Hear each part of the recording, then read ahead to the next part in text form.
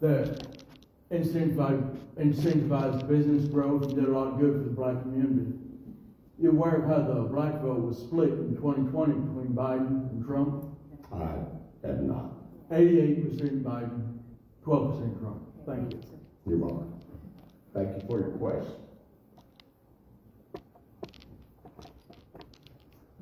So, first of all, I'd like to thank all the speakers.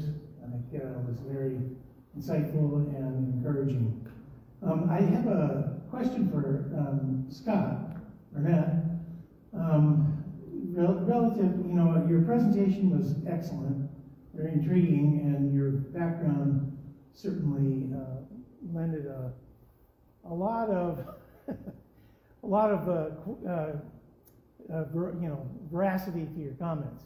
But I know you're running for sheriff, okay, and Rebecca, and I'd just like to hear a little bit about what you think needs to change from the standpoint of the sheriff here in Marion County. Sure. So I was asked to run by groups of people, and the reason why I was asked to run is I didn't come here. I came here to retire.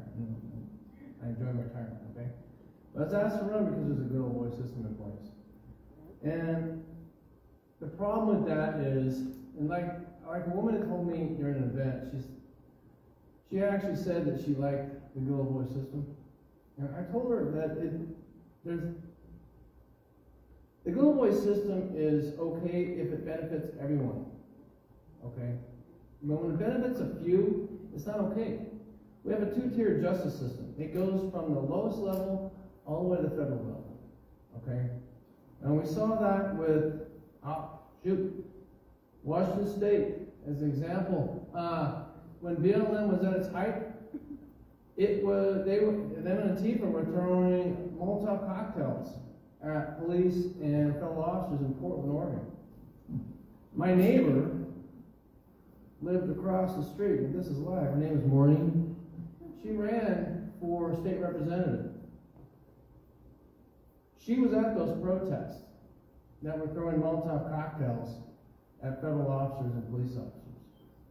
So it's rampant everywhere. So I'm running because I can guarantee you that Lady Justice, who's blindfolded, will enact justice fairly and equitably against everything. You break the law, you go to jail. If the law says you go to jail, the judges and the lawyers will do what they do to come up with your sentencing. But until that time, you will be in jail if that requires it. And there is no one that's going to be calling me saying, hey, so-and-so needs to be let out of jail because they're a good guy or whatever. That is why I'm running. Thank you very much.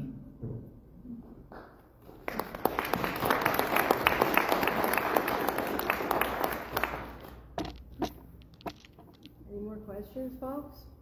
Now's your chance. What are we doing, Mama? Dan? Your daughter's volunteering you. No, I don't have a question. I have a statement. You have a statement? Yeah. Let's hear it. Okay. Please. Oh, too close. Okay.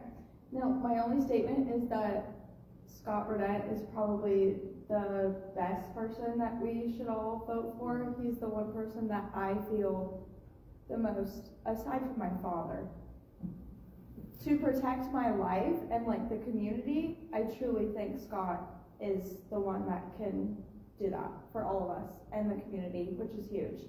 I love you. 100%. I'm going to ask a question of Monty. So if you were to become governor, I would really like to know how, being in Nashville, would you change things to make God more centered? I mean, I know you're doing this all over the state, but like, do you have a schedule of how you're going to do that? Yes, ma'am, thank you. That's a good question. I want to touch back, and there's a young man asked a question back there, and it's kind of part of yours. I think we've actually, in our Republican Party nationally, have lost our bearing. Our Tennessee Republican Party guiding principles assert some of the things we've already talked about, that life begins at conception, that we believe that there are only two genders, male and female, and that marriage is an institution of God, right? I even carried legislation 2 years ago, I think, that you couldn't be forced to perform a marriage ceremony, because there was a push after this hideous Obergefell ruling, where 9 justices, or 7 of them, decided that they could rewrite what God had said marriage was. That's an abomination. That's wrong. And we shouldn't be participating in that. And so we've held true in the Tennessee Republican Party in our guiding principles, I think, to what is moral and right. At a national level, that was changed over the last 4 years.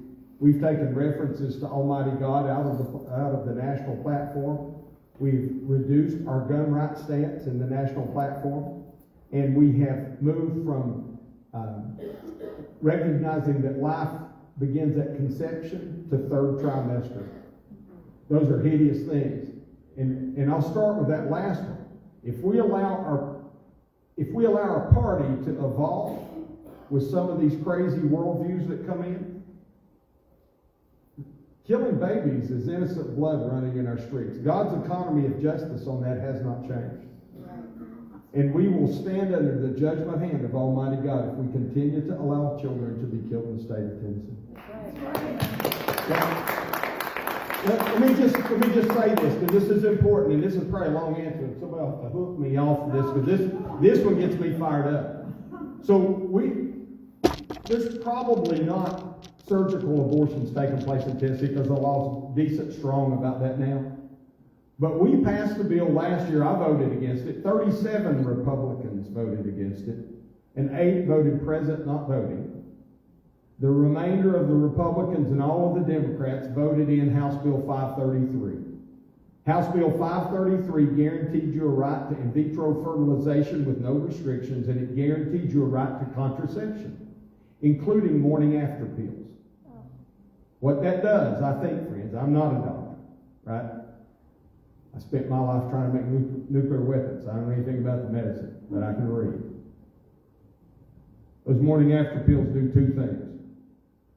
They prevent ovulation and implantation. And implantation only occurs after fertilization. If our Tennessee Republican Party guiding principles is correct, when we discard a fertilized human being, a tiny little baby, we've committed murder and abortion. The same thing happens with that IVF. If they fertilize, and lots of families are blessed by it, so it's not that I'm anti-IVF. What I am anti is fertilizing 50 eggs, implanting 2, and putting the rest in the freezer for 20 years or flushing them. That's murder, I think. Yes, we did that in Tennessee. So what I do differently in Nashville, one of the first things I would have definitely vetoed that bill when it comes in. I think it's important for the governor to lead the way. Thank you. Unfortunately, when we did our prayer resolution, Governor Lee showed up for not one single event in 2024. I'm not here to bash on you, and I'm just telling you, he didn't show up for it. The leader has to lead from the front.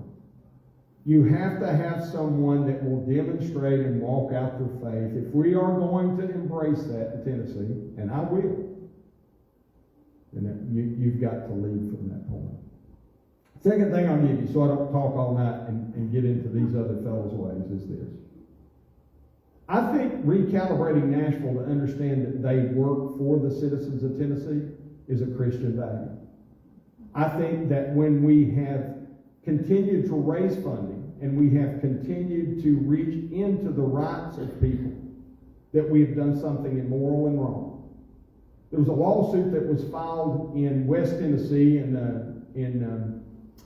the Western District of Chancery Court, 3-judge panel. The plaintiff being the primary plaintiff being a person named Hughes. Are y'all familiar with the Hughes versus Lee lawsuit? No. So it was about your firearms rights. I believe that we've been endowed by our Creator with certain inalienable rights. I believe that. And I think that if you arbitrarily try to strip you or any other person, a person in authority, try to strip them of their rights arbitrarily, I think it's not only a constitutional crime, I think it's a sin. We've done that in Tennessee again. This Hughes v. Lee was filing a lawsuit against code in Tennessee law that says intent to go on. As I understand it, that was put in 170 years ago, and it's Jim Crow law. We all know what Jim Crow law, right? We should be celebrating removing Jim Crow law. We should be celebrating a removal of the unconstitutional code, yet the Nashville establishment is using your money today to appeal that, to continue in the duration of Jim Crow law in the state of Tennessee. If you hire me to be your governor, I'll pay much more attention to the Constitution and the law. I hope that helps.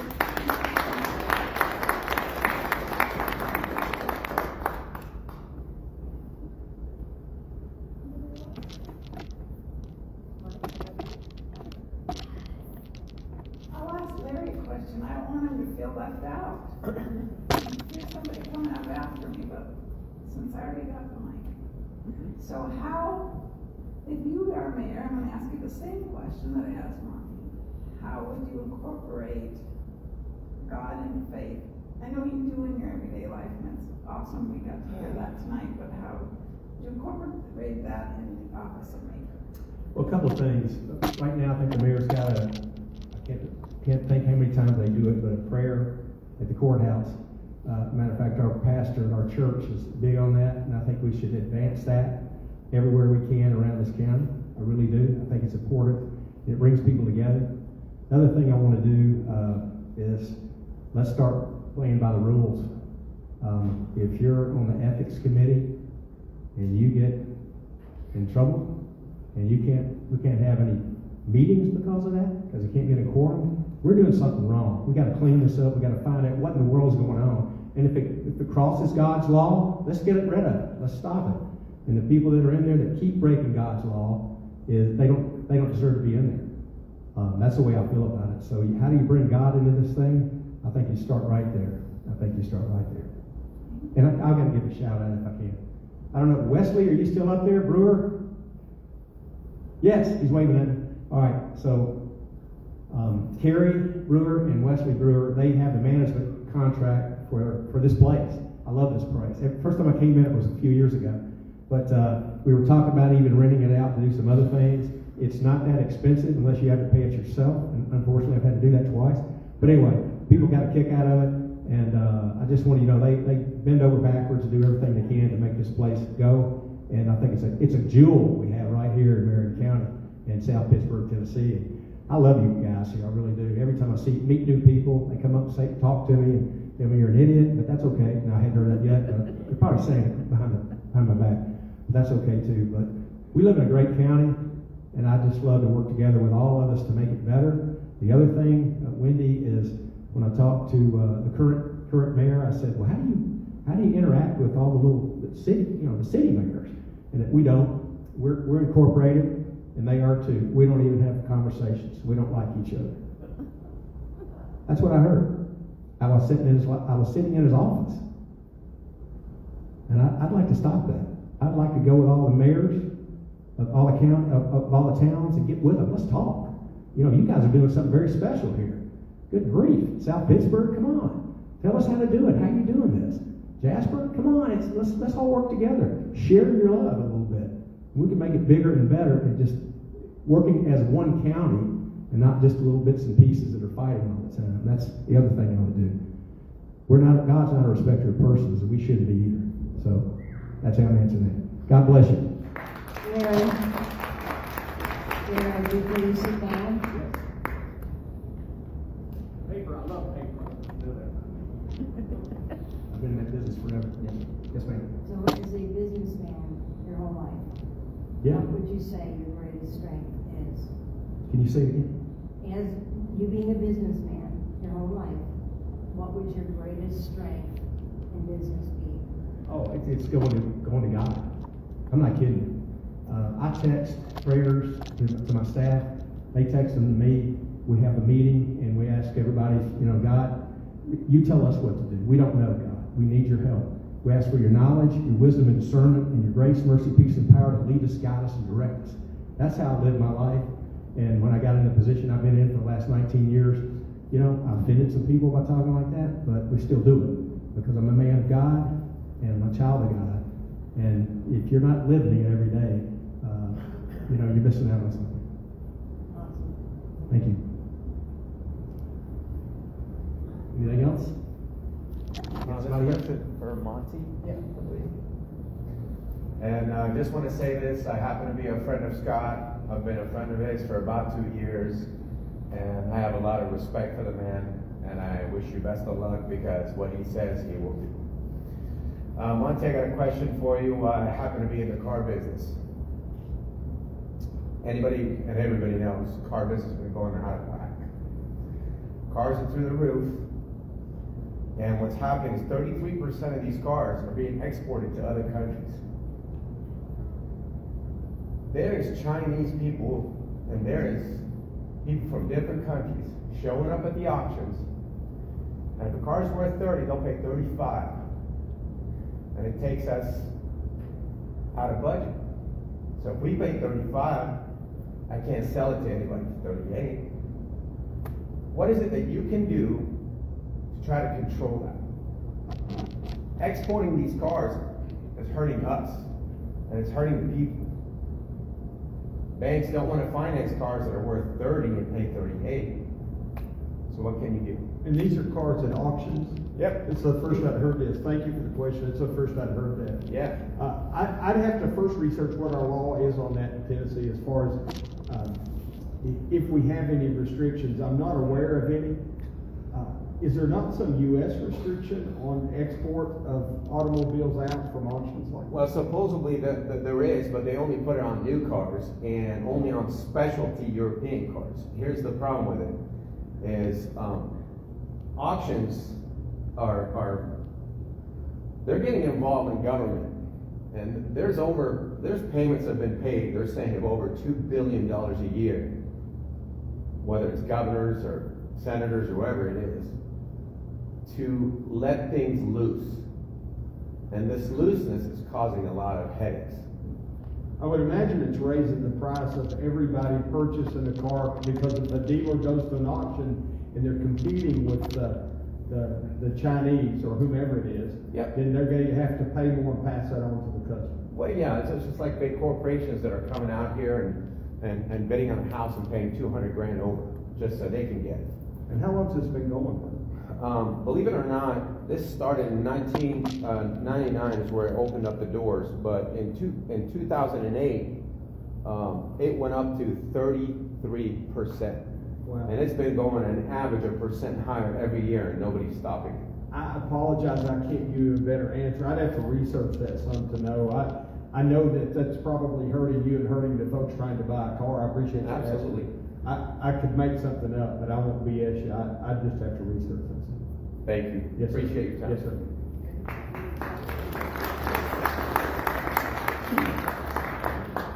Okay, I guess if you make it quick, we can do it. I've got a question for Scott, because he's got tremendous training in both military and civilian law enforcement. How would you use those skills and your training to take our good folks, our sheriff's department, and bring them to the 21st century, make them into a real first-class police force? Well, first of all, I would start with evaluating what I see as deficiencies, just as a civilian looking around. I see equipment that's outdated. I see training that's not in existence. Training everything from constitutional law to use of force. Because of my knowledge and training and experiences, I know, just for example, it takes 2,500 repetitions of the same repetition to create automatic response. Police officers are expected to react to things and not act. Action is faster than reaction. So the biggest challenge you have to do is you have to try to train an officer how to react properly and take in the whole environment. So in firearms training, it's not just about getting that gun out and putting your target, squeezing that trigger. It's more about everything that surrounds that situation, because everything can change in a flash of a moment.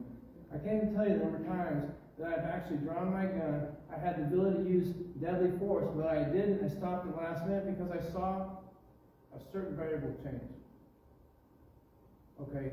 And I didn't have to take that person's life. It's nothing about me. It's about all those that were around me that trained me to where I was. And I know what that is.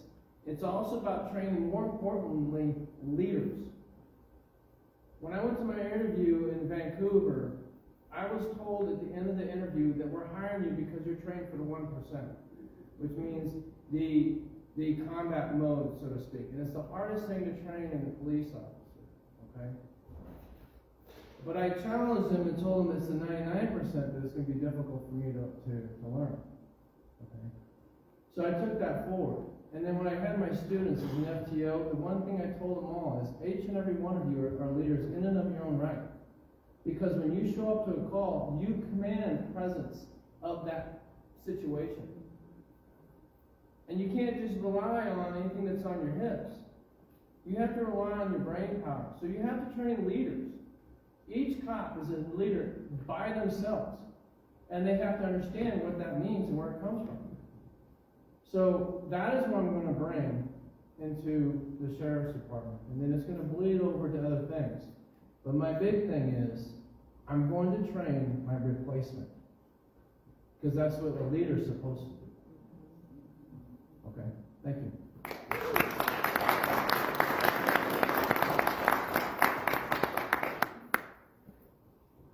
All right, let's give all of our speakers a hand.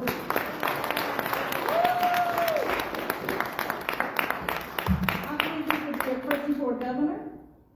What's that? I have a question for governor, the one who's running for governor. Well, could you talk to him after, because we're actually running out of time? Oh, I'm sorry, okay, That's I did okay. not know. Would you mind Sure. staying on it? Yeah, he said he would talk to Okay, you after. perfect, I didn't catch that. Okay, sorry. I wasn't trying to ruin your freedom of speech. That's okay. No, you didn't. Anyway, I think we really had great speeches, great Q&A, and I think when I hear all of this, I am more excited about our American heritage, and what we heard tonight was actually the sound of freedom. And I think if we really embrace it, we'll be more well-rounded people, happier people, and more prosperous people. But I want to end this with a question for you. What does it mean to be an American? And there's a saying, I don't know if you've heard it, but it goes like this. The hardest thing to see is what's right in front of your eyes. In many ways, we've lost what it means to be an American. But it stares at us every day. It really is right in front of our eyes, and sometimes we miss it. But it's on every coin that we have in our pocket. And it's called the American Trinity. There are 3 mottos on every American coin. The first motto is E pluribus unum. Say E pluribus unum. E pluribus unum. All right. It's Latin, and it means out of many one. It means we're supposed to be in unity. For example, we're not supposed to look down on our fellow Americans because of our race, class, or culture. But we also shouldn't give special treatment to anyone because of these things. Treating someone worse or better is the opposite of E pluribus unum. So we should be in unity around the ideas of truth and goodness, not on the ideas that destroy the moral foundations of the country. And that brings us to the second motto, in God we trust. Say, in God we trust. God alone is the source of freedom, truth, and values. You see, rights come from God, not from a human leader, not from government, and not even from human reason. And since rights come from God, no person should take away someone else's rights. So what God are we talking about? the God of the Bible. And we are accountable to him if we do take away someone else's rights. And the third motto is liberty. Say liberty. We believe in liberty, not the forced equality of equal outcomes. Well, what is forced equality? It's socialism or collectivism. Liberty and forced equality are in direct conflict. The more forced equality we have, the less liberty we have. But we have a better message than that. A message that living within God's moral guardrails, loving your family and community, working with our hands and our minds to provide for ourselves and our family and our communities, in voluntary human relationships, not forced, is where maximum freedom, happiness, and prosperity is found. Do you want more freedom, happiness, and prosperity? Say yes, please. Yes, please. Well then, let's lean in to the American Trinity. E pluribus unum, out of many one, in God we trust, because rights and truth come from God alone, and liberty, not the forced equality of equal outcomes. Then we will make life better for ourselves and for future generations. This meeting is adjourned.